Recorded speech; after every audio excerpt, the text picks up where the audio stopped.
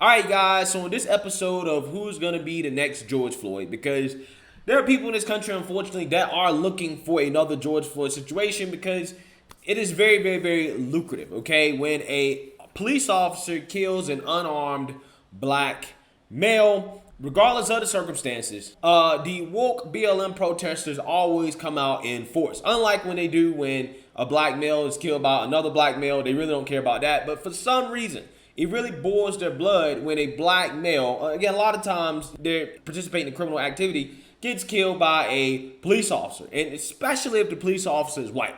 And in this situation, we got to talk about Mr. Jayland Walker from Akron, Ohio, who was involved in a high-speed chase with police after a traffic stop. Now, allegedly during this high-speed chase, Mr. Jayland Walker shot at police and eventually ended up stopping his car and trying to run away on foot. Now, what happened after that is sketchy. However, allegedly, Mr. Jayland Walker ended up dead as police shot him over 60 times, according to some reports. Now, police found bullets in his car and a firearm in Mr. Jayland Walker's car, which supports the allegations that, Jayland Walker actually shot at the police during this high-speed chase. However, the initial facts and story surrounding this case, it's not going to stop the BLM protesters from coming out in full force in support of a guy who, again, allegedly was shooting at police during a high-speed chase. Again, one has to wonder why in the world was he running from the police in the first place. But again, don't let the facts get in the way of going out here and protesting just because a black man was shot by police. Okay, and that's what's happening. So much so that the mayor of Akron, Ohio had to shut down and cancel July 4th celebrations over this shooting. And because the police are going to release body cam footage on Sunday, which will be tomorrow, they're preparing for massive protests in response to what people are going to see. So with that being said, let's go ahead and play a clip from the news of this incident so you guys can get more information about what happened, and then I'm going to chime in with my opinion. Take a look. Now at 6, calls for accountability. Jayland was a sweet young man. He never caused any trouble. Answers. How these events took place leaves us with many, many, many questions. And change. A family left to mourn in a community on edge after a young man dies at the hands of police. We upset, man. And you have a right to be. It's been 4 days since 25-year-old Jayland Walker was shot and killed by Akron police officers. And tonight, his family and the police are talking as the community makes their voices heard as well.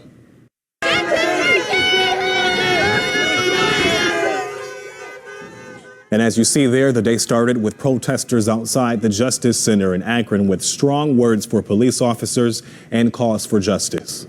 Jayland's family then spoke, asking for peace as this investigation moves forward. We don't know what happened. And we'd like to know. This community, this family deserves answers. Jayland's family and their attorney saying he was a sweet man who never caused trouble, with nothing more than a traffic ticket on his record. Tonight, as the calls for answers in Walker's death grow louder, we are pushing for answers from Akron police. News 5 investigator Scott Knoll talked to police and continues our coverage tonight.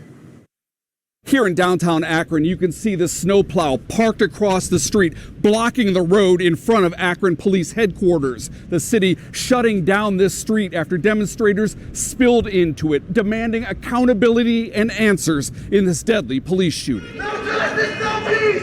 No justice, no peace! As protesters took their message to the streets outside Akron Police Headquarters, tensions running high as officers attempted to clear the road.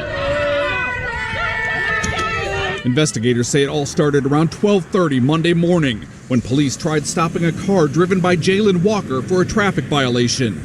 Instead of pulling over, police say the driver took off, leading them on a chase along Route 8. ODOT today releasing this video of the pursuit captured on traffic cameras.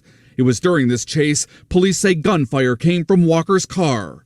With police still behind him, officers say Walker bailed out of that car, then ran near the intersection of East Wilbeth and Claremont Street.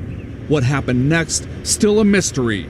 Police only saying Walker's actions caused officers to perceive a deadly threat. That's when investigators say police fired, hitting Walker repeatedly, killing the 25-year-old. Akron police pledging to release body camera video of the shooting, but so far that hasn't happened. A spokesman tells us the department is still compiling it. I think collectively everyone recognized that there will be some questions and concerns about the totality of what took place. That spokesman pledging full transparency in the investigation. But when we asked how many officers fired at Walker, police told us, quote, it's extremely fluid, but that the officers involved are on paid administrative leave. The attorney representing Walker's family says it's a total of 8 officers. But when we asked police about the number, here's what a spokesman told us. That number will be provided tomorrow in clearer context, so not at liberty to say that number yet. Wouldn't that go a long way toward answering some of these questions? It may answer that ancillary question, but I don't know it changes the opinion. The investigation into the shooting being handled by BCI. An Akron police spokesperson telling us the Ohio Attorney General's office will then take those findings and present them to a grand jury to determine if any of those officers broke the law. In Akron, I'm News 5 investigator Scott Knoll. The Akron police chief and the mayor have promised to release more details at a news conference which hasn't yet been scheduled. In the meantime, the city of Akron has canceled the annual Rib, White and Blue Festival set to take place at Lock 3 this weekend. Mayor Dan Horrigan saying this is not the time for a city-led celebration.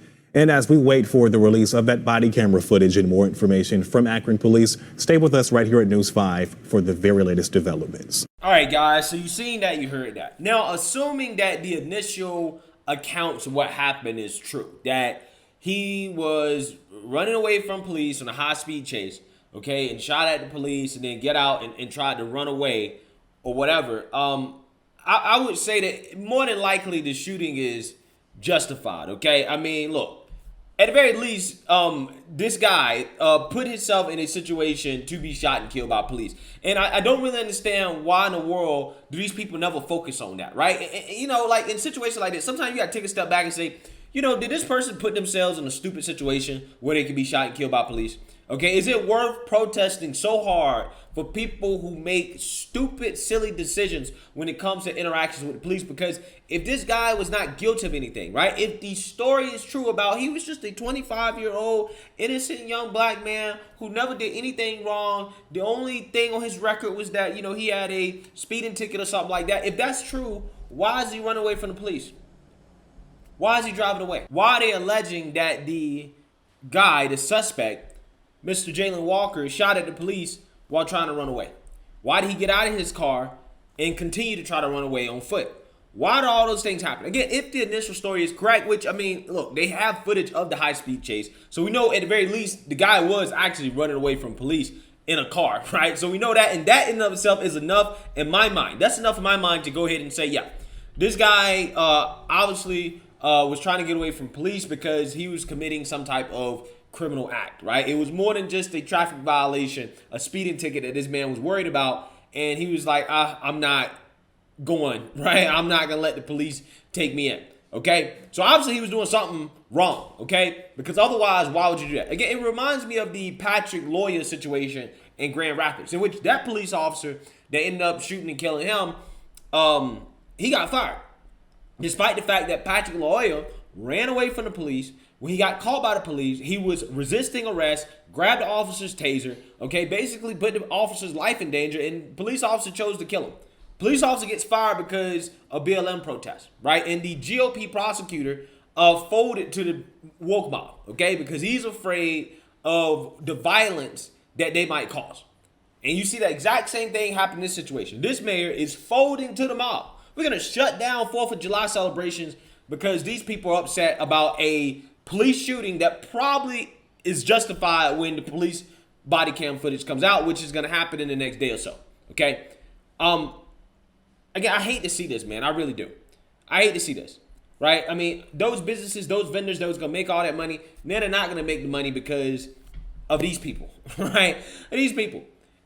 And then the worst part is that when all the story comes out, when 100% of the story comes out, it's going to turn out, oh, we shut down and stop 4th of July celebrations. We stop businesses from making money because some guy was committing a crime and didn't want to get caught by the police, and he ran away and he ended up getting killed because of it. Again, it's ridiculous. It's absolutely ridiculous. Okay, I wish these people would wait till the full story comes out before going out here and protesting in the street. Wait for the body cam footage to come out. Wait for the full story to come out so that way you don't look like fools. Because to me, the initial footage that we seen that this guy was in fact on a high-speed chase, which means that he was resisting arrest, okay, he was running away for a reason, seems to indicate to me that you guys are going to look like fools. That these people that are protesting are going to look like idiots once this is all said and done. But who knows? I could be wrong. I could be the one that looks like an idiot. Maybe this guy, I don't know, was trying to get away for some other reason. I have no clue, right? Maybe he missed a meeting. Maybe he was on the way to work, right? He was late to work. Who knows? I'm just saying. I just think that this is not going to end well for these people. And I hate when these elected officials cave to the mob just because they're upset. No. We're not shutting down anything. If you guys come out here and disrupt our 4th of July celebrations because of this, then you're going to be arrested, right? We're going to arrest you, okay? We're not going to let you do that, okay? The show must go on. This guy being shot and killed, again, yes, it's tragic if he just so happened to have been innocent. It's tragic, but at the same time, that don't mean you got to shut down the city because of this. It doesn't make sense. You can't stop everybody else from celebrating a great holiday like the 4th of July, America's independence, simply because somebody who probably was committing a crime was killed by police. It doesn't make sense. It makes no sense whatsoever. Makes no sense whatsoever. So with that being said, I'm looking forward to the body cam footage. I'm looking forward to see what the full story is here. In my opinion, at least from what has come out so far, I don't think this is going to end well for the BLM protesters. But we'll see. Maybe I'm the idiot in this situation. Maybe the guy, I don't know. I don't know how you justify running away from the police, but we'll see. We'll see. Let me know what you guys think. Make sure you like, comment, and subscribe. Most importantly, share a Black conservative perspective. Peace.